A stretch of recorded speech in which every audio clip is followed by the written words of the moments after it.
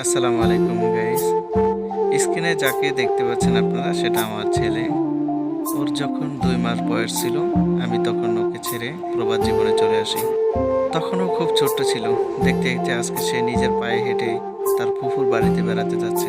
সত্যি বলতে বাবা না হলে কখনো বুঝতে পারতাম না বাবার সন্তানের প্রতি কতটা ভালোবাসা মায়া স্নেহ।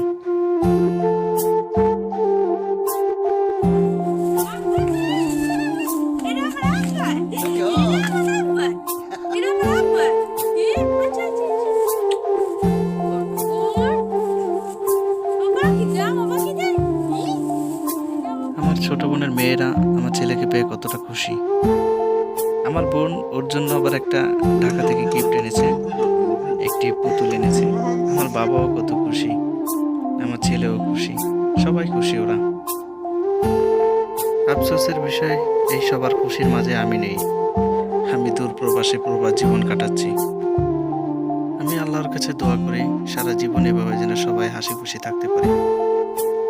আমার বাবাও অনেক খুশি, দেখতেই পাচ্ছেন সে নিজে বাচ্চার মতো খেলছে। আমার বাবা আমার ছেলেকে খুব ভালোবাসে, সব সময় বাজার থেকে কিছু না কিছু নিয়ে আসে আমার ছেলের জন্য। আমার ছেলেও তাকে না দেখলে চিল্লাপাল্লা শুরু করে দেয়। আমার ছেলের জন্য সবাই দোয়া করবেন, ওকে যেন আল্লাহ নায়ক